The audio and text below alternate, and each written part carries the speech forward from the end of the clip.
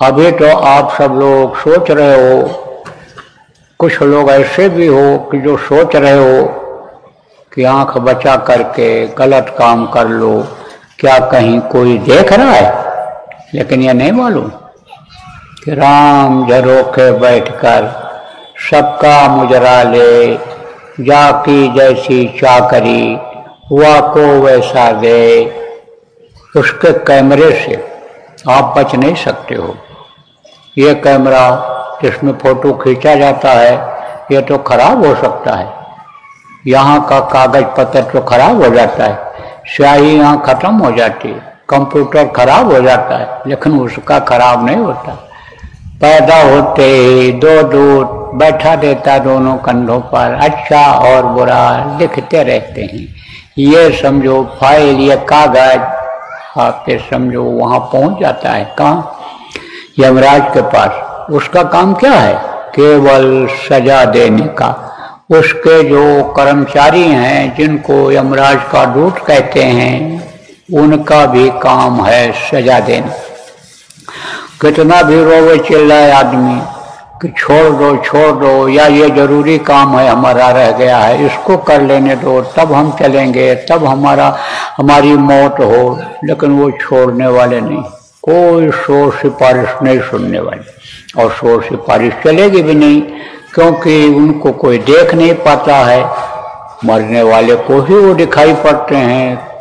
लंबी टेढ़ी सी नाक, बड़ा सा सिर, बड़े बड़े बाल, हाथ में हथौड़ी मुद्रा ले करके, लंबे मुंह वाले, मुंह फैले हुए, दांत निकले हुए, भयंकर रूप में जब दिखाई पड़ते हैं तो उनको बगल का ही खड़ा हुआ आदमी नहीं देख पाता है, इसीलिए तो वो खाली करा लेते हैं। नहीं तो अभी देखो आपके गांव पर कोई आ जाए हमला करने, तो गांव वाले सब लोग दौड़ करके उसको छुड़ाते हो, किसी को पकड़ के ले जा रहे हो, पकड़ हो रही हो, कोई बात हो, लेकिन देखोगे तब तो यमदूतों को कोई देख पाता है इन आंखों से। आस पास योद्धा खड़े, सभी बजावे गाल, महल से हमको ले चलो, ऐसे काल कराल। कहा गया कि काल सबका आएगा, और काल रूप में वो आते हैं। कौन आते हैं? यमराज के दूत सबको ले जाते हैं, पकड़ करके खींच करके ले जाते हैं, और जवान लड़का, रिश्तेदार, पड़ोस के लोग सब खड़े रह जाते हैं। तो वो यमराज के दूत शोर सिफारिश नहीं सुनते, और यमराज भी नहीं सुनता है। यहाँ तो आप कोर्ट कचहरी से गलती करो या हो जाए तो छूट के आ जाते हो, बढ़िया वकील रख लेते हो, शोर सिफारिश सेटिंग कर देते हो, छूट जाते हो। लेकिन वहाँ कुछ नहीं चलता है। कहा ना, साजन से चोरी नहीं चली, उससे कुछ नहीं चलता। फिर तो वो सजा बोल देता है, ले जाओ इनको नरकों में डाल दो। एक दो नरक हैं, छोटे बड़े मिलाकर 42 हैं, 22 तो बहुत बड़े बड़े हैं, और एक दो दिन उनमें नहीं रहना पड़ता। उनमें मार खाने के लिए, काटे जाने के लिए, उसमें सड़ाए गलाए तपाए जाने के लिए, जानवरों को नुचवाने के लिए, उसमें समझो कि लाखों वर्ष रहना पड़ता है। 4 युग है, सतयुग, त्रेता, द्वापर और कलयुग। इन चारों युगों की उम्र है 17,28,000 वर्ष सतयुग की उम्र, 13,96,000 वर्ष त्रेता की उम्र, 8,32,000 वर्ष द्वापर की उम्र, 4,32,000 वर्ष कलयुग की उम्र। ये चारों युग जब बीत जाते हैं तब एक चौकड़ी होती है, और 72 बार जब चौकड़ी बीतती है तब एक मनवंतर होता है। 14 मनवंतर जब बीत जाता है तब एक कल्प होता है। सोचो आप कि कितना लाख वर्ष हो गया, नरकों में रहना पड़ता है, वहाँ से छुटकारा मिलता है। तब ये कीड़ा मकोड़ा, सांप गोजर, बिच्छू, घोड़ा गधा, मुर्गा भैंसा के शरीर में यही जीवात्मा बंद की जाती है। अब बता दें जीवात्मा क्या है जो पहली बार आए हो? परमात्मा की अंश है, बहुत छोटी होती है, बहुत। कहाँ बैठी है? इन्हीं दोनों आँखों के बीच में। कब बैठाई गई? जब माँ के पेट में थे, 5 महीना 10 दिन के हो गए थे, तब उसमें डाल दी गई थी। अब भी है, जब शरीर बुढ़ापा आएगी जवानों की तब भी रहेगी, जब एकदम शरीर पूरा होने को होगा तब वो निकलेगी, जीवात्मा निकाली जाएगी। तो यही जीवात्मा इन सब में है, ऊंट में भी है, घोड़ा में भी है, हाथी में भी है, जमीन से नीचे कीड़ों में है। ऐसे कीड़ों को जो उनको आप देख नहीं पा रहे हो उनमें भी यही है। तो इनमें सब में जाना पड़ता है। और फिर गाय बैल की यौन के बाद 9 महीने माँ के पेट में लटकना पड़ता है, माँ के पेट की आग में तपना पड़ता है, और फिर ये मनुष्य शरीर मिलता है। तभी तो कहा गया ये देव दुर्लभ शरीर है, देवता तरसते रहते हैं। ये शरीर फिर जल्दी आपको बार बार मिलेगा नहीं। अब ये किस लिए मिला है ये भी बता दें आप। ये भगवान के दर्शन के लिए मिला है। देवी देवता जिनको आप पेड़ में, पौधे में, पत्थर में खोजते हो, किसी ने कह दिया पेड़ की पूजा करो, पेड़ के ऊपर मत्था पटको, भगवान मिल जाएंगे। किसी ने कहा पत्थर पूजो, भगवान मिल जाएंगे। किसी ने कहा अयोध्या चले जाओ, भगवान मिल जाएंगे। अयोध्या पहुंचे, अयोध्या वालियों ने कहा काशी जाओ, वहां मिलेंगे। काशी वाले बोले द्वारिका धाम जाओ, वहां मिलेंगे। उन्होंने कहा हरिद्वार जाओ, वहां मिलेंगे। बद्र का आश्रम चले जाओ, वहां मिले, और मिलते नहीं। इन आंखों से तो देखे ही नहीं जा सकते हैं, इनसे वो देखे नहीं जा सकते। तो दुविधा में दोनों वही, माया मिलन राम। समय निकल जाता है, दौड़ते दौड़ते समय निकल जाता है। लेकिन अगर आप चाहो तो मुझको कहाँ ढूंढो बंदे में, तो तेरे पास में। कस्तूरी कुंडल बसे मृग ढूंढे बनमाई, ऐसे घट घट राम है दुनिया देखत नहीं। घट घट में राम है। मीरा कहाँ हुई थी? आपके यहीं राजस्थान में। क्या कहा उन्होंने? घट घट मेरा साइया, सुनी सेज न कोई, और बलिहारी व घट का जा घट प्रगट होए। घट किसको कहते हैं? अंदर के शरीर को घट कहते हैं। घट घट में उसका अंश है, घट घट में वो है। कहा साइया, साइया किसको कहा उन्होंने? भगवान को, परमात्मा को, सबके अंदर। और कहा वो धन्य है कि जिसके अंदर वो प्रकट हो गया, जिसको दिखाई पड़ गया, वो धन्य है। तो वो जो मंदिर धन्य है, या मानो मंदिर बताया गया, वो धन्य है जिसके अंदर वो प्रकट हो गया। तो इसी में वो मिलता है, इसी में दिखाई पड़ता है। बहुत से लोगों ने कहा, पढ़े लिखे लोग आप बैठे हो, कहाँ तक उदाहरण दूँ आपको? पढ़ कर देखो। ये जो धार्मिक ग्रंथ हैं, किताबें हैं, धार्मिक किताबें हैं, इनमें सब लिखा हुआ है। जो तिल माही तेल है, जो चकमक में आग, तेरा साईं तुझ में जान सके। फकीरों ने भी कहा है अल्लाह अल्लाह का मजा मुर्शिद के मैखाने में है। दोनों आलम की हकीकत एक पैमाने में है। ना खुदा मंदिर में देखा, ना खुदा मस्जिद में है। और शेख जी रिंदों से पूछो, दिल के आशन इसी में मिलता है। खोज रे पिया निज घट में। गुरु महाराज देखो, पुराने प्रेमी जो गुरु महाराज के नामदानी हो, प्रार्थना किया करते, खोज रे पिया निज घट में। निज घट में ही मिलता है। गुरु महाराज ने तो यहाँ तक कहा कि आज तक भगवान अगर मिला तो जीते जी मिला, गृहस्थाश्रम में मिला। जो अनेक सोचे कि मरने के बाद भगवान मिलेगा, या घर छोड़ करके जंगल में तपस्या के लिए जाएंगे भगवान मिलेगा, उसको भगवान स्वप्न में भी नहीं मिलेगा। अब सवाल यह है कि भगवान से मिलने की इच्छा तो हो, इच्छा ही नहीं हो रही। क्यों? क्योंकि आदमी ये सोचता है कि मैं करूँगा तभी होगा, मेरे करने से ही होगा, नहीं तो गृहस्थी बिगड़ जाएगी, बच्चे नहीं यानी समझो आगे बढ़ पाएंगे, भूखे रहेंगे। लेकिन सोचो कि पैदा होने के पहले जो माँ के स्तन में दूध भर देता है, परवरिश वो करता है, देता हुआ, उस पर विश्वास तो करो और उससे मिलने के लिए तड़प तो जगाओ, प्रेम तो अंदर आपके हो। तो जब उससे मिलने की इच्छा हो जाएगी और उसके मिलने का उपाय जान लोगे और थोड़ा उससे मिलने के लिए कोशिश करोगे, मेहनत करोगे, और जब वो भगवान मिल जाएगा तब कोई चीज की कमी रह जाएगी? कोई चीज की कमी नहीं रह जाएगी। फिर तो जिस चीज की इच्छा करोगे वो इच्छा पूरी हो जाएगी, जैसा पहले हो जाता था। देखो सती सावित्री ने इच्छा किया कि हमारे पति का प्राण वापस हो जाए। सती अनसुया ने इच्छा किया कि ब्रह्मा विष्णु महेश ये छोटा छोटा बच्चा बन जाए। हनुमान जी ने इच्छा किया कि हम उड़ करके जाएं, संजीवनी ले आवें। जब नहीं पहचान में आई संजीवनी, तब इच्छा किया उन्होंने कि हम पहाड़ उठा लें, तो वो मोटे तगड़े हो गए, गरिमा शक्ति उनमें आ गई। तो इच्छा करते ही ये चीजें हाजिर हो जाती।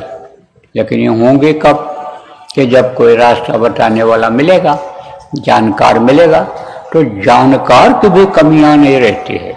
तो वो जानकार कौन होते हैं? वो होते हैं जिनको गुरु कहा गया है। देखो आप इतने आदमी बैठे हो, लेकिन ये कहीं काम सब लोग नहीं करते हो।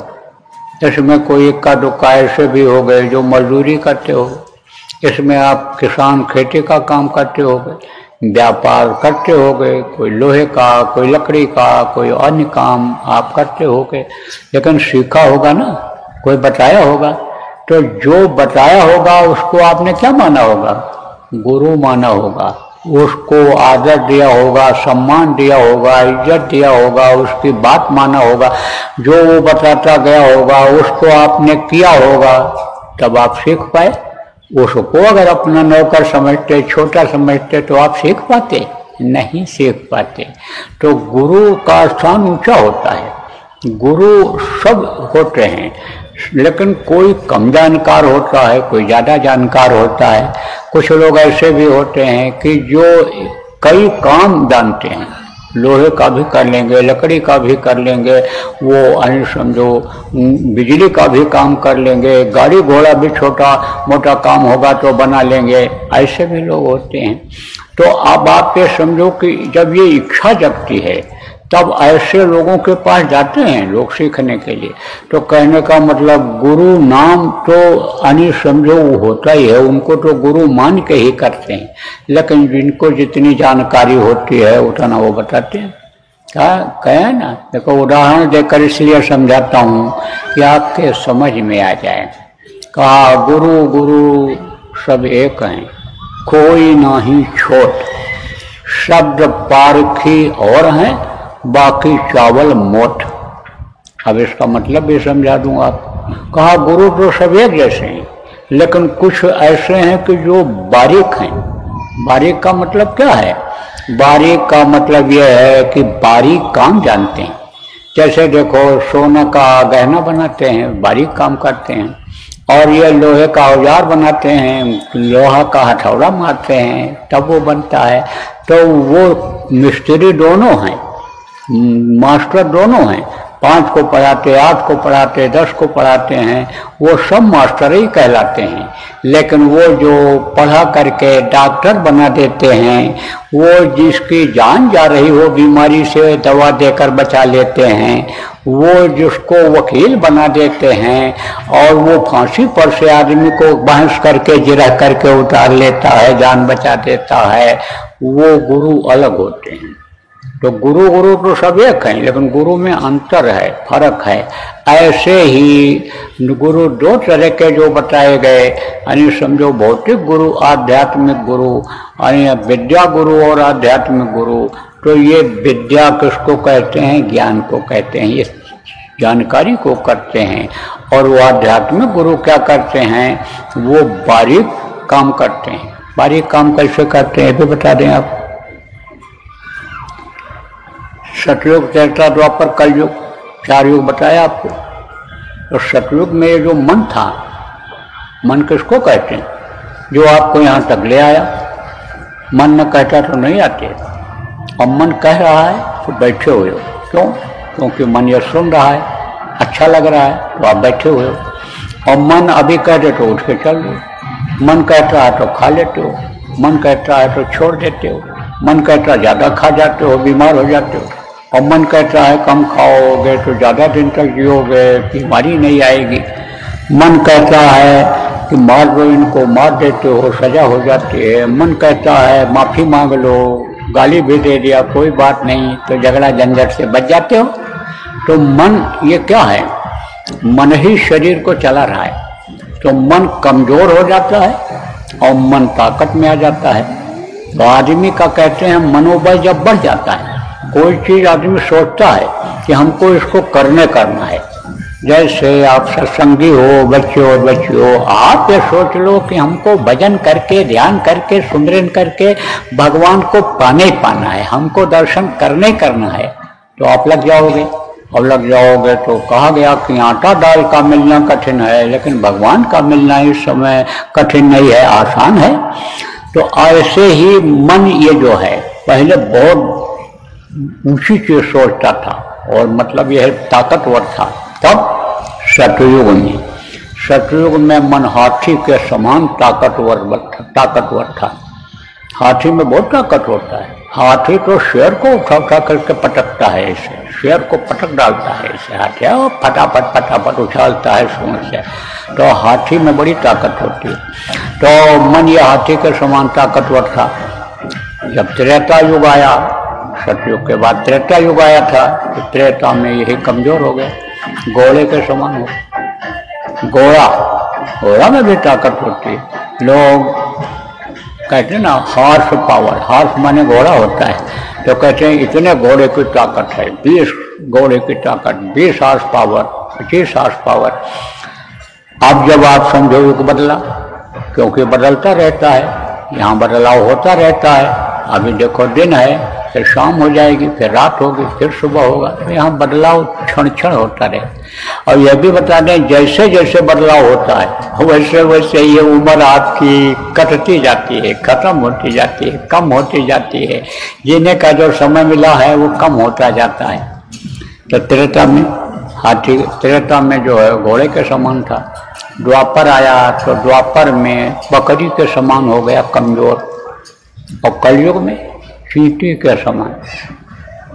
के समान हो गया। लेकिन चींटी में ऐसे गुण हैं क्या कि बालू में आप चीनी मिला दो तो हाथी नहीं निकाल पाएगा और चीनी निकाल लेगा। ऐसे यह मन कमजोर तो हो गया, महीन हो गया। महीन किसको कहते हैं? पतले को। तो महीन हो गया। लेकिन इस मन से काम अगर ले लो आप, जहां ये दौड़ता रहता है दुनिया की तरफ, उधर से अगर हटा दो और इधर लगा दो, जो भगवान का नाम बताया जाता है, किस भगवान के नाम से उसको पुकारो, याद करो, वो मिल जाएगा। तो भगवान अभी मिल जाए। अब वो नाम कौन सा नाम है? वो नाम जो समर्थ गुरु, सच्चे गुरु होते हैं, वो देते हैं। हमेशा इस धरती पर रहते हैं, माँ के पेट में ही बन करके, पल करके बाहर निकलते हैं और इसी धरती पर चलते हैं, आसमान के नीचे रहते हैं, यहीं का अन्न खाते हैं, यहीं का पानी पीते हैं, यहीं पर टट्टी पेशाब करते हैं, इसी धरती पर चलते हैं। लेकिन पैदा होने के बाद वो अपनी आत्मा को जगाते हैं और प्रभु के पास पहुंचाते हैं। और प्रभु की ताकत जब मिल जाती है और प्रभु जब आदेश दे देते हैं कि जाओ अब तुम जीवों को बताओ, जीवों के कल्याण का यह रास्ता बताओ, तब वो नाम बताने लगते हैं। तो नाम के बारे में बताया गोस्वामी जी ने कि कलयुग केवल नाम आधारा और सुमिर सुमिर नर उतरे पारा। उन्होंने कहा कलयुग योग यज्ञ नहीं ज्ञान। आप समझो पहले योग करते थे लोग, साधना करते थे, 10 हजार वर्ष की उम्र लोगों की खत्म हो जाती थी। यज्ञ करते थे, जप करते थे, तप करते थे, पेड़ों पर उल्टे टंगे रहते थे, हड्डी हड्डी रह जाती थी, मांस खून सूख जाता था। देखो जो पढ़े लिखे लोग बैठे हो, आपको याद दिलाऊं, मनोषद रूपा ने इतना तपस्या किया कि उनका आप समझो या मांस और खून बिल्कुल सूख गया, हड्डी हड्डी ऐसे दिखाई पड़ रही थी। और यही था कि अब मरे, अब प्राण निकला, अब प्राण निकला, आप समझो। लेकिन हमेशा ध्यान लगाए रहते थे तो सुनवाई हो गई। कहा गया ना कि दरवाजे पर अगर कोई खड़ा रहे मांगता रहे तो न देने वाले को भी दया आ जाती है, अरे ले चल, चाहे जिस भाव में दे दे, ऐसे ही दया हो गई। और वो शब्द जब कान में पड़ा, आप ये समझो उधर रंग यानी समारंभ हुए जब उड़ाया, यही ध्वन्यात्मक नाम जिसको बताया गया वो जब आया अंदर में, तब हृष्ट पुष्ट तन भय सुहाय मानो अभी भवन के आए। मालूम पड़ा कि जैसे अभी हृष्ट पुष्ट होकर के अभी महल से निकल करके यहाँ आ गए। ये लिखा हुआ गोस्वामी महाराज लिखा, सब ग्रंथों में लिखा है, पढ़ता कौन आजकल? मोबाइल देखने से फुर्सत हो तब तो कुछ पढ़े सुने। तो अब आप ये समझो मोबाइल में भी लोग डाल देते हैं, कम से कम अच्छी चीज उसी को अगर देखो पढ़ो तो भी कुछ ज्ञान हो जाएगा, तो भी बुद्धि बदल जाएगी। लेकिन मन कहाँ लग गया? मन लग गया खाने में, सोने में, भोग में मन लग गया, तो वो जो उस तरह की पिक्चर आती है उस तरह के जब उसी पर मन चला जाता और बार बार वही दिखवाता है। तो अब आप इस बात को समझो कि पहले बड़ी तपस्या लोग करते थे, लेकिन अब तो कोई तपस्या नहीं। अब तो कलयुग केवल नाम आधारा, नाम मालूम हो जाए और उस नाम से उस प्रभु को पुकारें, और पुकारेंगे तो उसका नाम है दीन बंधु, दीनानाथ, गरीब परवर, वो मिल जाएगा। और अगर दिखावे का करो कि चले जाओ हनुमान जी नमस्कार, राम भगवान नमस्कार, ये लो प्रसाद चढ़ा रहे हैं आपको, ये फूल पत्ते लो, धूप आरती फटाफट करके वो भगे, उससे नहीं होता है। मन अगर नहीं लगा उसमें कोई फायदा नहीं। जाते हैं ना, कहाँ जाते हैं? मंदिरों में तो जाते हैं तो क्या करते हैं? फूल चढ़ा दिया, प्रसाद चढ़ा दिया, आरती कर दिया, अगरबत्ती जला दिया, और जब स्तुति करने के लिए खड़े हुए, प्रार्थना करने के लिए खड़े हुए, तो मन कहाँ चला गया? जूता के ऊपर। पीछे घूम कर ऐसे देखने लगते हैं कि नया वाला जूता न कोई उठा ले जाए। कहते गलती किया, घिसी पिटी पुरानी चप्पल पहन करके आना चाहिए। हम तो ये नया वाला जूता 2000 रुपये का, 3000 रुपये का जो खरीदे वो पहन करके चले आए, गलती कर दिया। तब स्तुति करने के लिए जब खड़े होते हैं, तमेव माता च पिता तमेव, तब तक मन लग गया जूते में, तो जूते को देख करके कहते हैं तमेव बंधु च सखा तमेव। अब इसका मतलब बता दें, सब लोग नहीं समझोगे गांव के लोग। तमेव माता, माता पिता तुम ही हो, और बंधु सखा कौन है? वो जूता, क्योंकि जूते को देख के तो कह रहे हो। अरे भाई किसी से बात करो तो कहते आप हमारे भाई हो, आप हमारे पिता तुल्य हो, आप मेरी माँ की तरह से हो, लेकिन देखो ना जो जिसको देखोगे वही तो समझ पाएगा, जान पाएगा। तो कहते हैं तुम्हें वो माता च पिता तमेव, फिर देख के जूता को कहते तुम्हें वो बंधु च सखा तमेव, फिर तुम्हें वो विद्या च दबनम, तुम्हें वो देवता की मूर्ति के सामने विद्या बुद्धि जो कुछ सब तुम्हें हो, जो हमारे और विद्या च दबनम तुम्हें वो सर्वम मम देव देव, जूता को देख के तुम ही मेरे सब देवों के देव। अब आप सोचो प्रार्थना ये कबूल होगी? नहीं होती है। वो भी पहचानता है। द्रौपदी ने जब द्रौप के साथ आवाज लगाया तो कृष्ण आकर खड़े हो गए थे कि नहीं? उसका नाम है दीन बंधु दीनानाथ। एक माँ ने अपने बच्चे को दूध पिला करके तेल फेल लगा करके लटा दिया।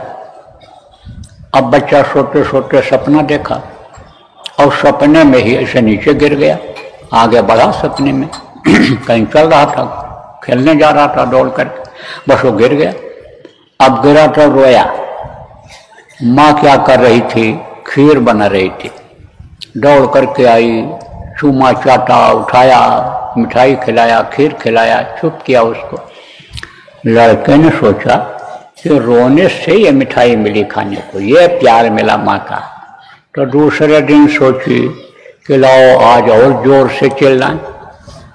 अब दूसरे दिन ऐसे लुढ़क गया धीरे से और चिल्लाया, मैं तो मां मर गया, दौड़ो दौड़ो, जल्दी करो जल्दी करो। कुछ नहीं।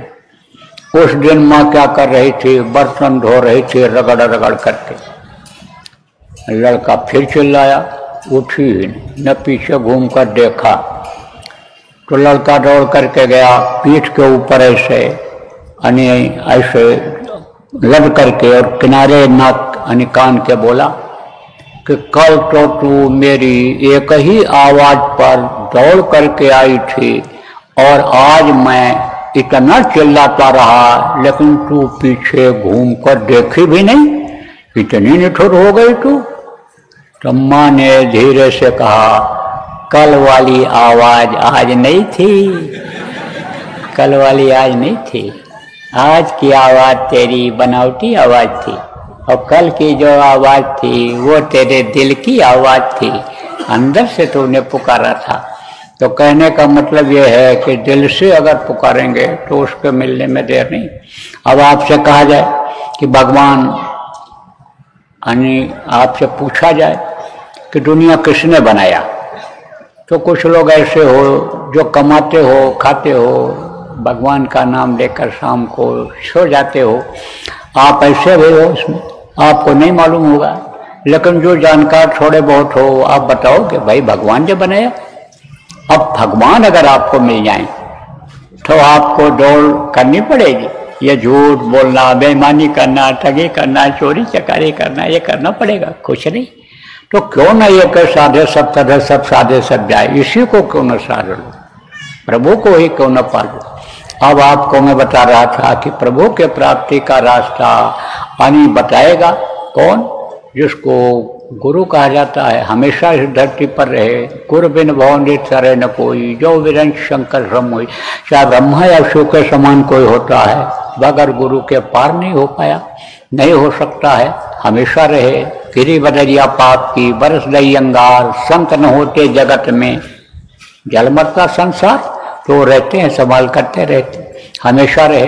अब ये जब आते हैं तो जो मैं बताया आपको कि वो नाम बताते हैं कि कल योग यज्ञ नहीं जाना, एक आधार नाम गुण गाना, एक नाम का ही आधार है, उसको अगर आप पकड़ लो, नाम को जान लो और वो नाम के जानकार हो, उनके पास चले जाओ, सम्राट गुरु उनके पास चले जाओ, उस नाम को अगर जान लो और नाम से उसको पुकारो तो वो मिल जाएगा, वो मिल जाएगा। तो अब आपको बताता हूँ कि ये हमारे गुरु महाराज, ये जिनकी तस्वीर लगी हुई, इन्होंने बहुत से लोगों को नाम बताया, नामदान दिया, करोड़ों लोगों को नामदान दिया इन्होंने, और बहुत से लोगों को रास्ता ही नहीं बताया, नाम ही नहीं दिया, रास्ते पर चलाया और मंजिल तक पहुंचा दिया। अब वो इस दुख के संसार में आने वाले नहीं हैं। क्यों? क्योंकि कर्मों की सजा मिलती है। आपको शुरू में बताया कि सांस का असर पड़ जाता है और वो कर्म आ जाते हैं। तो चाहे जान और अनजान में बुरा कर्म बन जाए, चाहे जान में बन जाए, चाहे अनजान में बन जाए, भोगना पड़ता है। आप जानकारी करके जहर खाओ या आपको कोई जहर खिला दे अनजान में, तो जहर तो नुकसान करेगा ही करेगा। आप समझो तकलीफ तो झेलनी पड़ेगी, मर भी जाना पड़ जाता है आदमी को, जहर ज्यादा हो जाता है तब। तो ऐसे ही जान अनजान में आप ये समझो कि जो कर्म बन जाते हैं उसकी सजा भोगनी पड़ जाती है आदमी को। तो आपको मैं बताऊंगा कि गुरु महाराज ने लोगों के कर्मों को साफ किया, धोया, समझाया, बताया, और मतलब ये नाम उन्होंने बताया, नामदान उन्होंने दिया और रास्ते पर चलाया, और ये कर्मों को भोगने के लिए फिर इस दुख के संसार में आने का फिर मौका नहीं दिया। ये जीवात्मा प्रभु के पास जिसकी अंश है वहां पर उन्होंने पहुंचा दिया। अब वो वहीं से देख करके इधर समझो कि आना नहीं चाहती है। तो आप भी अगर चाहो तो प्रभु के पास पहुंच जाओ, अपने घर अपने वतन मालिक के पास पहुंच सकते हो। तो गुरु महाराज देखो करोड़ों लोगों को बताए, और ये गुरु महाराज ही नहीं बताए, उनके गुरु भी बताए थे, उनके गुरु जो थे उनके गुरु थे, कई पुष्ट से ये चला रहा। 700 वर्षों से यह रास्ता बताना संतों ने शुरू कर दिया है। तो अब आप ये समझो जितने भी आए जब जाने लगे इस दुनिया संसार से तो किसी न किसी को बता करके गए कि अब ये नामदान देंगे, अब ये तुम लोगों की संभाल करेंगे। इस तरह से बता करके गए कि इस काम को अब ये आगे बढ़ाएंगे। तभी यह संतों की वंशावली चली आ रही है और यह नाम भी बराबर चला आ रहा है। तो गुरु महाराज जाने से पहले ही मेरे लिए कहकर गए थे कि यह पुराने लोगों की संभाल करेंगे और नए को नामदान देंगे। तो नामदान तो आपको दिया जाएगा। पुरानों की संभाल वाली बात कही है तो आप इसमें काफ़ी कुछ लोग ऐसे भी बैठे हो जो गुरु महाराज के शिष्य हो। गुरु महाराज से आपने नामदान लिया, गुरु महाराज के पास आप जाते रहे, गुरु महाराज ने आपके दुख तकलीफ को दूर किया, आपके बिगड़े काम को बनाया उन्होंने, और जाकी जैसी इच्छा भावना मेहनत रही वैसे सबको फल दिया। अब कोई वो आध्यात्मिक दौलत पा गया और कोई ये दुनिया के दौलत में ही रह गया। तो अब आप ये समझो कि आते जाते रहे, गुरु से प्रेम किया और जाकी जैसी चाकरी वैसे उसको दे, जैसा आपका मेहनत रहा, जिस तरह से आपका भाव रहा, सबको कुछ न कुछ मिला है। और मिला न होता तो आप जय गुरुदेव नाम पर यहाँ न आते। आप आए हो किसके नाम पर आए हो? जय गुरुदेव नाम के और आए हो। गुरु महाराज के नाम पर जो पुराने लोग हो आप आए हो। और गुरु महाराज जो कहकर गए थे कि ये संभाल करेंगे, नामदान देंगे, गुरु महाराज ने जो मेरे लिए कहा था, मान्यता दे दिया था, उसकी वजह से आए हो, हमारे नाम से नहीं आए हो।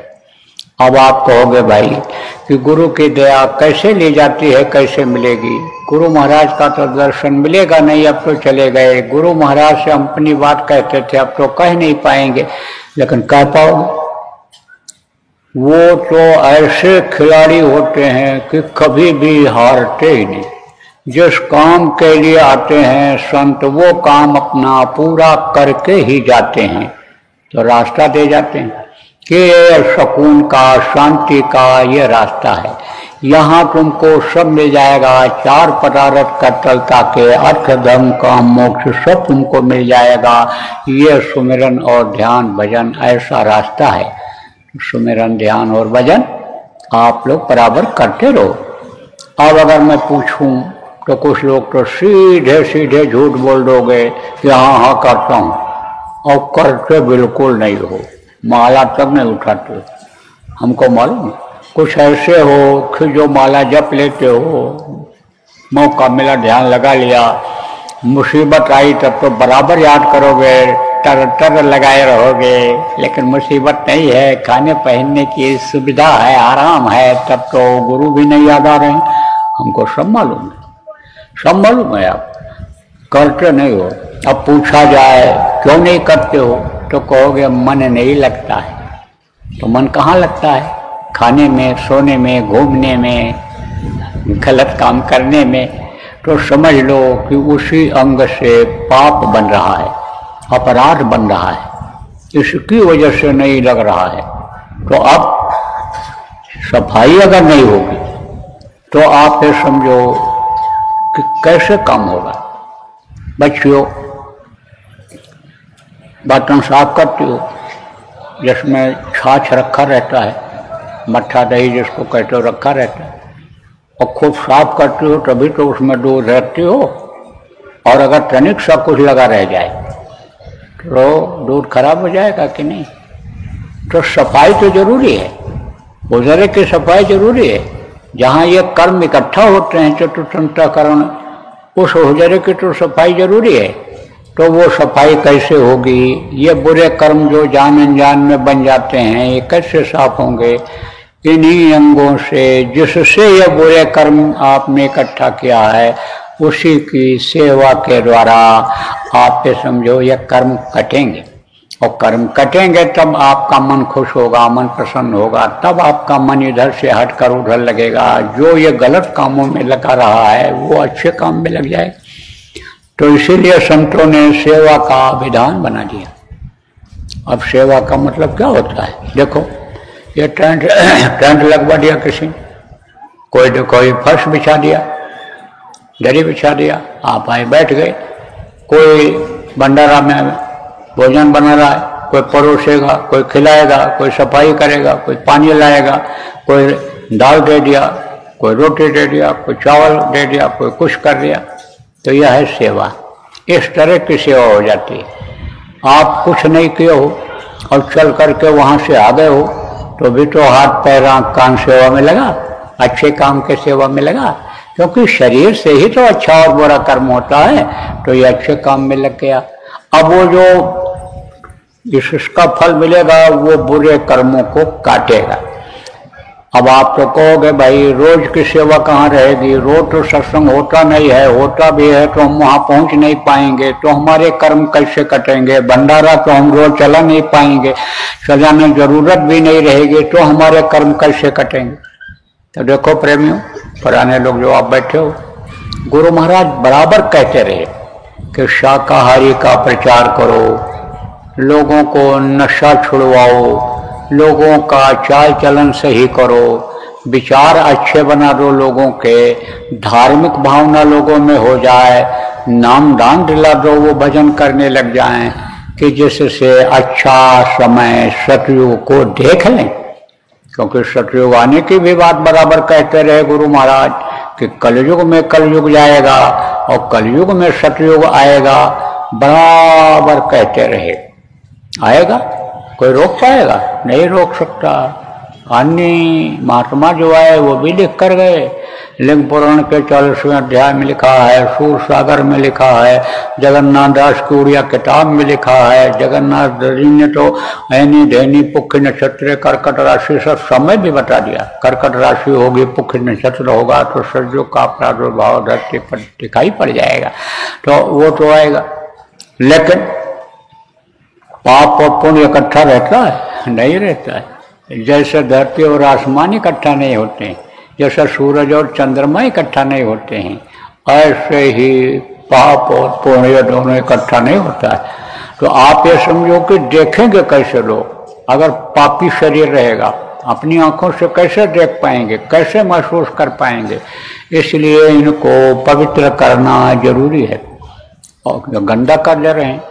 देखो, मंदिर बनाते हो, मस्जिद बनाते हैं लोग, और ले जा करके मुर्दा मांस डाल दो वहाँ, तो न कोई पूजा करता है और न कोई नमाज पढ़ता है। कहते हैं ये जगह गंदी हो गई, और ये भगवान का बनाया हुआ मंदिर पूजा के लिए दिया गया, इसके अंदर मुर्दा मांस डाल देते हो। देखते हो कि मुर्गा का है कि भैंसा का है कि बकरा का है कि कुत्ता बिल्ली का है। जब होटलों में खाने के लिए लोग जाते हैं तो पूछते हैं कि किसका मांस है, खा के दबा के चले आए। अब खून बेमेल हो गया, बीमारी फैल गई, आप ये समझो पाप अलग से लगा जीव हत्या का, तो समझो मंदिर गंदा हो गया। ये अब कितना पूजा पाठ कर लो, कबूल नहीं होता।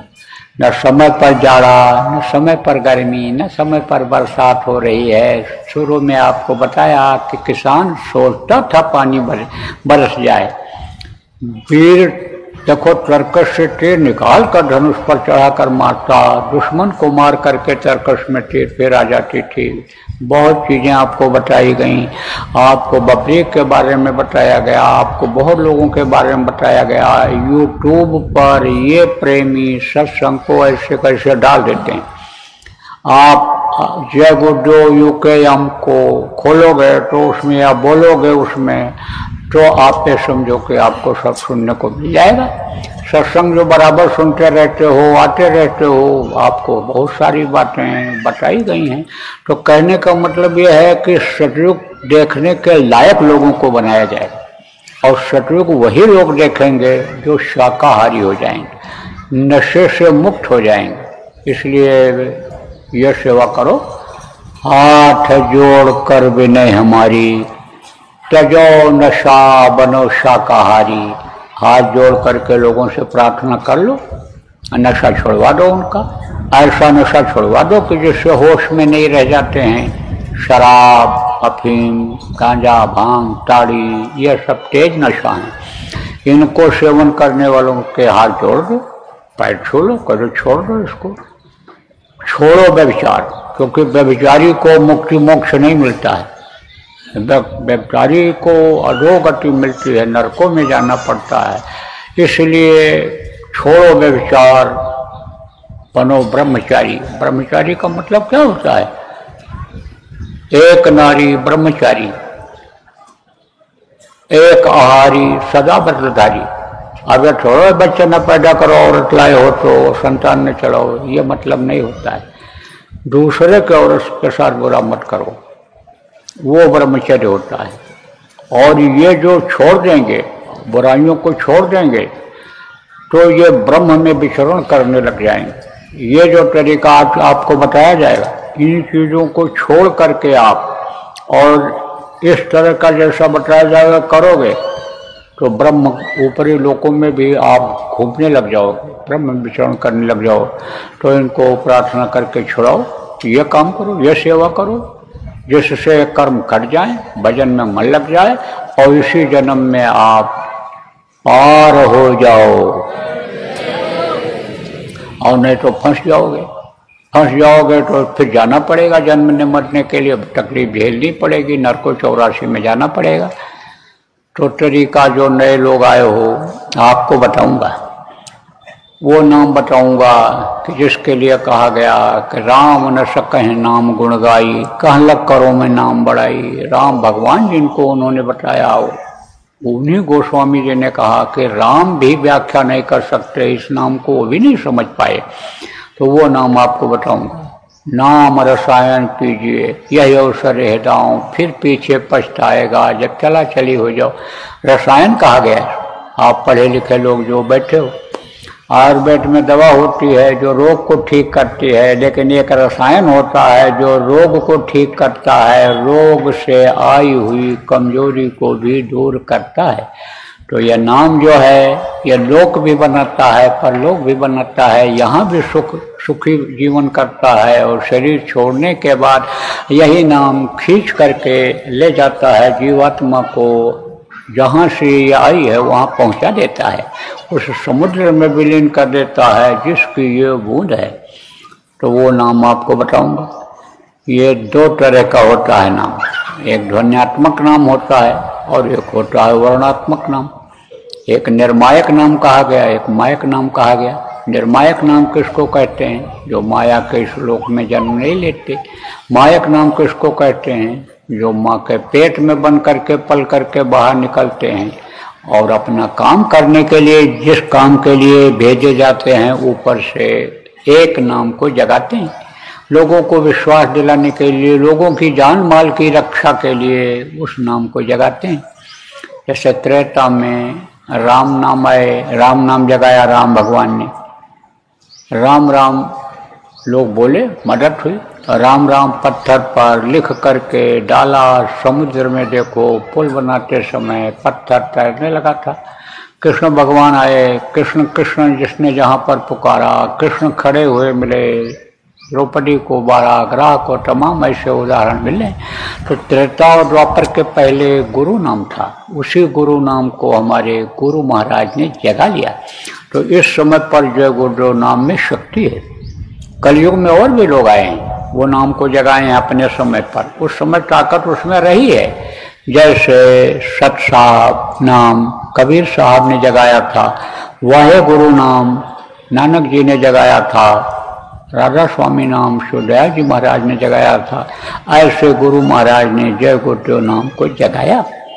जगाया कैसे जाता है? जो आप लोग पढ़े लिखे लोग बैठे हो समझोगे। देखो समझाता हूँ। आप कहाँ से जुड़े हुए हो, कौन सी ताकत आपको चला रही है, यही नहीं पता है। आप उस परमात्मा से जुड़े हुए हो, बहुत पतले तार के द्वारा, उसको देख नहीं पा रहे हो। वही तार जब कट जाता है तो यह शरीर धड़ाम से गिर जाता है। फिर उसको लोग क्या कहते हैं? मिट्टी। प्राण निकलने के बाद, जीवात्मा के निकलने के बाद, चाहे राजा का शरीर हो, महाराजा का हो, शेख साहूकार का हो, सबके शरीर को लोग मिट्टी ही कहते हैं। और कहते हैं जल्दी करो, ले जाओ, जलाओ, नहीं तो मिट्टी खराब हो जाएगी। तो तार टूटते ही ऐसा होता है। तो वहीं से जुड़े हुए हो परमात्मा से, भगवान से, जिसको कहा गया भगवान परमात्मा कहते हो, उसी से जुड़े हुए हो। तो महात्माओं को तरीका आता है नाम को जोड़ने के लिए। तो वो जो नाम जगाते हैं उस प्रभु से जोड़ देते हैं, और उस नाम से अगर किसी को पुकारा जाता है, कोई पुकारता है, उस नाम से अगर प्रभु को, भगवान को कोई पुकारता है तो वो मदद करते हैं, देखते हैं। जैसे 4 आदमी साथ में जाते हो, भाई साहब भैया जी कहो, तो कोई ध्यान जल्दी नहीं देगा, सोचेगा किसको कह रहा है, और नाम लेकर पुकारो तो फट से देखेगा, हाँ भाई बोलो क्या कह रहे हो। मुसीबत में चिल्लाओ, नाम लेकर चिल्लाओ तो फौरन वो देखेगा।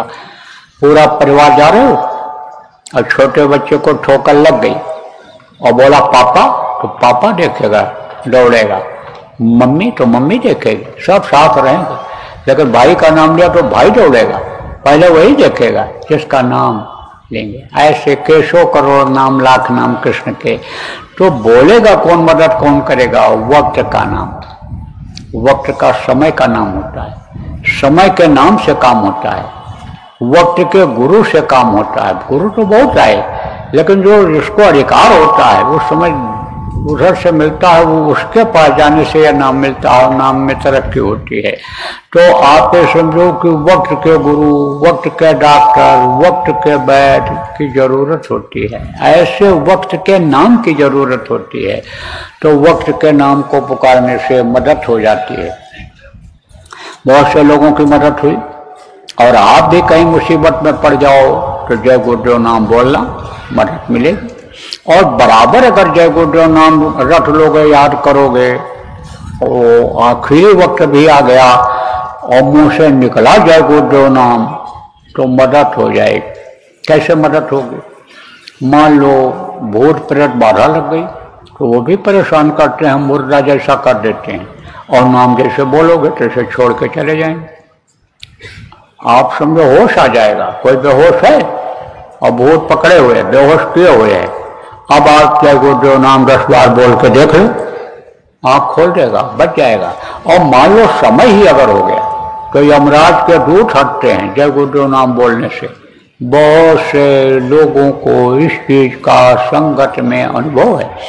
आप तो यहाँ मुश्किल से 10,000 आदमी हो गए, आप समझो, लेकिन जहाँ लाखों की भीड़ होती है वहां पर आप आओ, देखो, पूछो लोगों से, आपको बहुत लोग मिल जाएंगे और बताएंगे कि जय गुरुदेव नाम की परीक्षा मैंने लिया है और हमको इस तरह से फायदा हुआ। तो इसको तो आप याद रखना। लेकिन मैं तो देख रहा हूं कि इसमें बहुत लोग दुखी हो। आप क्यों? क्योंकि बीमारी नहीं साथ छोड़ रही। आप लोग पढ़े लिखे बैठे हो, चैलेंज करो तो मैं बता सकता हूं कि इनके घर में बीमारी बराबर बनी ही रहती है। अभी बता दूंगा कि रोज झगड़ा होता है, रोज झगड़ा होता है, कुछ कुछ लगा रहता है। बूढ़े न लड़ें, जवान न लड़ें, तो लड़के ही एक दूसरे का बाल काल नोचते रहते हैं, ची पू लगा रहता है। अब ऐसे समय में परेशान रहते हो, कभी कभी तो बहुत ऊब जाते हो। उसके लिए तरीका आपको बताता हूं कि जय गुरुदेव नाम के ध्वनि अगर सुबह शाम आप बोलने लग जाओगे तो इसमें कमी आ जाएगी धीरे धीरे। और शाकाहारी रह करके, नशा मुक्त रह करके अगर बोलोगे, परिवार वालों को बुलवाओगे, तो और जल्दी फायदा होगा। करके देख लो। अब बोलना कैसे रहेगा? जय गुरुदेव, जय गुरुदेव, जय गुरुदेव, जय जय गुरुदेव।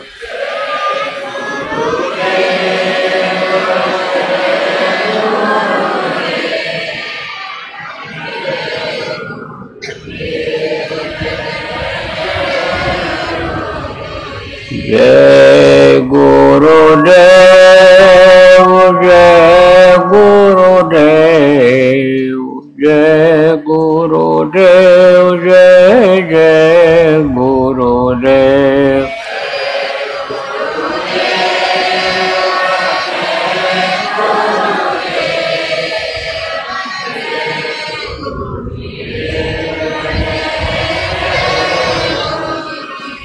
इसी तरह से बोलना रहेगा, बराबर इसी तरह से बोलना। तो यह तो हुआ मुँह से लेने वाला नाम, जिसको वर्णात्मक नाम कहते हैं। ध्वन्यात्मक नाम 5 है, वो मैं अभी आपको बताऊंगा। अब आप ये भी समझो कि जिसका नाम होता है, उसका रूप होता है, उसका स्थान होता है, उसकी होती है आवाज। जैसे आपका नाम है और आपका ये चेहरा है, रूप है, और आप कहीं रहते हो, आपका स्थान है, ऐसे ही ये 5 ध्वनि हैं।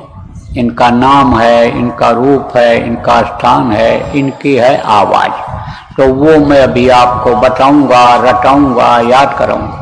जितना भी आप याद कर सको याद कर लो, जो न याद हो पावे उसका लिखा हुआ कागज यहीं अभी सत्संग के बाद आपको मिल जाएगा। अगर न मिल पावे तो आप पुराने लोगों से पूछ करके लिख लेना, और जब याद हो जाए तब कागज को फाड़ करके कहीं सुनसान जगह पर फेंक देना। बताना मत किसी को। अगर आप बता दोगे तो उसका कोई फायदा नहीं होगा, क्योंकि जिसको आदेश होता है इन नामों को बताने का, उसके मुंह से सुनना जरूरी होता है। तो आप किसी को भी मत बताना, और आप बता दो ये नाराज हो जाए, कोई नुकसान हो, तो नुकसान का काम आप मत करना। दूसरी चीज आप और समझो कि आपको अभी मैं ध्यान लगाना बताऊंगा, आंख बंद करके ऐसे अंदर में देखने का तरीका बताऊंगा। आपको कान बंद करके वो जो अनहद वेदवाणी आकाशवाणी 24 घंटे हो रही है, ऊपर की आवाज, कैदी आवाज, साउंड जो हो रहा है, उसको सुनने का तरीका आपको बताऊंगा। तो जब आप सुनने लगोगे, आंख बंद करके ऐसे ध्यान लगाओगे, देखने लगोगे, का दर्शन हो। जो सुमिरन, ध्यान और भजन। सुमिरन किसको कहते हैं? माला जपने को सुमिरन कहते हैं। दूसरा है ध्यान। ध्यान किसको कहते हैं? आंख से देखने को ध्यान कहते हैं। तीसरा है भजन, कान से सुनने को भजन कहते हैं। सुमिरन, ध्यान और भजन, 3 चीज आप और समझो। 3 आंख, 3 कान और 3 नाक। 2 आंखें ये बाहर, इससे बाहर की चीज दिखाई पड़ती है, और 1 आंख अंदर जीवात्मा में है, जिसको दिव्य दृष्टि आत्म चक्षु कहा गया। उससे ऊपरी लोगों की चीजें दिखाई पड़ती हैं। 2 कान ये बाहर, इससे बाहर की आवाज सुनाई पड़ती है, और 1 है दिव्य कान, जीवात्मा में है, उससे यही आकाशवाणी, गिरा, गुरुवाणी, साउंड, गैवी आवाज जिसको कहा गया, वो सुनाई पड़ता है। और 3 है नाक। 1 सुराख ये दाहिनी तरफ और 1 ये बाईं तरफ, यह है नाक। इसी से हवा अंदर जाती है और बाहर गर्म हवा अंदर की निकलती है। ये दोनों काम बराबर करते रहते हैं। लेटे रहो, बैठे रहो, सोते रहो, कोई भी काम करो, ये नाक अपना काम बंद नहीं करते हैं। एक बार एक नाक से अंदर की गर्म हवा निकलती है और दूसरे नाक से अंदर जाती है। 10 प्रकार के प्राण हैं। यह प्राण इसी हवा से चलते हैं अंदर, और यह शरीर चलता रहता है। प्राण जब निकल जाते हैं तब यह शरीर निर्जीव हो जाता है, इसमें सड़न गलन बदबू पैदा हो जाती है। तो ये 2 नाक हैं बाहर, एक दाहिनी तरफ और एक बाईं तरफ, यह नाक है। 1 नाक है जीवात्मा में, उससे ऊपरी लोगों की खुशबू मिलती है। तो 3 आँख, 3 कान, 3 नाक। सुमिरन, ध्यान, भजन, 3 चीजें, 5 नाम, 5 रूप, 5 स्थान, 5 की आवाज, ये मैंने आपको बताया। अब नामदान लेने के लिए और ये भजन सुमिरन ध्यान करने के लिए न तो आपको घर छोड़ना है, न जमीन जायदाद छोड़ना है, न बाल बच्चों को छोड़ना है, घर में ही रह करके करना। लेकिन दिन भर घर के काम में रात भर मत लगे रहना। 24 घंटे में से 1 घंटा सुबह और शाम समय आप भजन के लिए, सुमिरन ध्यान के लिए निकाल लेना। बाकी आपका कुछ नहीं छुड़ा रहा हूँ, न जाति छुड़ा रहा हूँ, न धर्म छुड़ा रहा हूँ, ना आपका, आप ये समझो खाना पीना जो शाकाहारी खाते हो वो छुड़ा रहा हूँ। है आपके पास अच्छा खाओ, है आपके पास अच्छा पहनो, अच्छे घर में रहो, मना नहीं कर रहा हूँ। यह नहीं कह रहा हूँ कि शादी ब्याह आप दूसरे जाति में कर दो, आप धर्म बदल लो, जाति बदल दो, नहीं कहते। अपने जाति में रहो, अपने जाति में लड़का लड़की का शादी ब्याह करो।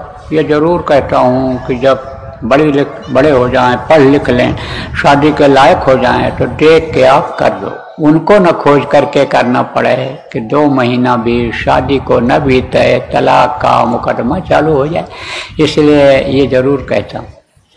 अब आप कहोगे सारी मर्यादा का पालन करते हो तो दक्षिणा क्यों भूल जा रहे हो?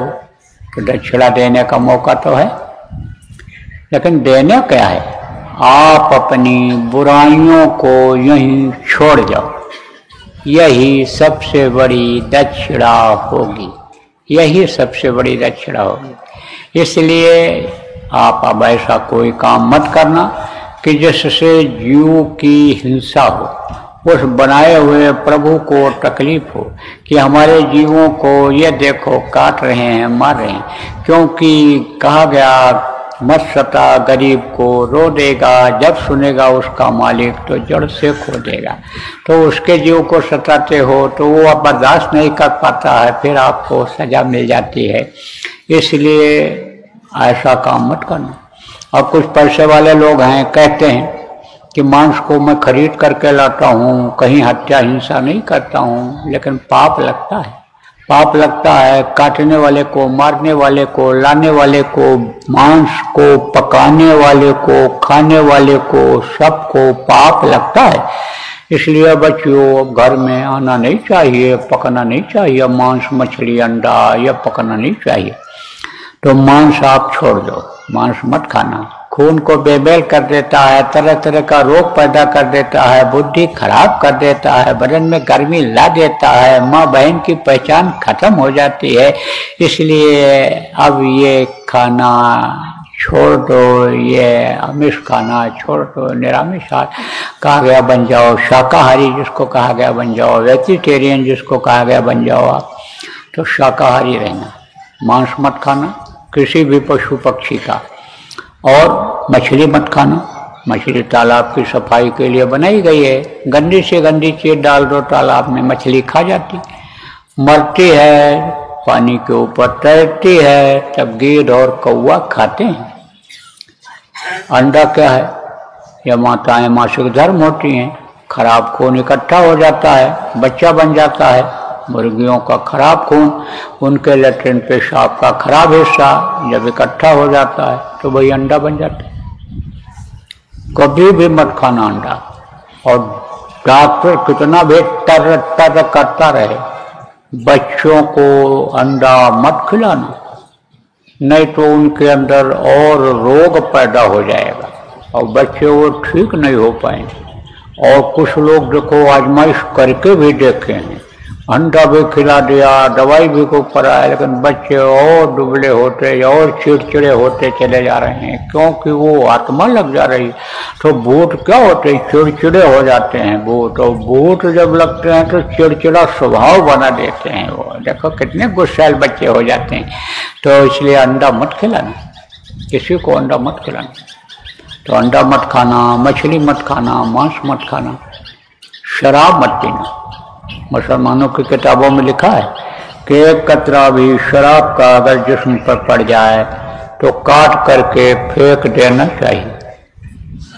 और हिंदुओं के यहाँ लिखा पियो, लिखा है गंगा जल कृत बाणु में जाना, और तदपि न संत करहि ते पाना। चाहे गंगा जल जैसे जल में शराब बनाया गया हो तो नहीं पीना चाहिए, तो मत पीना। बाकी हजम कर सको तो आप 100 गिलास दूध रोज पी लो, 2 किलो घी रोज खाओ, 4 रोटी की जगह 40 रोटी खा लो, मना नहीं है। लेकिन हजम करो तब, और ना हजम कर पाओ तो 1 रोटी का भूख रख करके खाओ कि जिससे रोग से बचे रहो। तो अब आपको नामदान दूंगा, बैठो, मारो पालथी, जो जो नाम बोलूंगा बोलना। जब मैं बोलना बंद कर दूंगा तो आप भी बोलना बंद कर देना।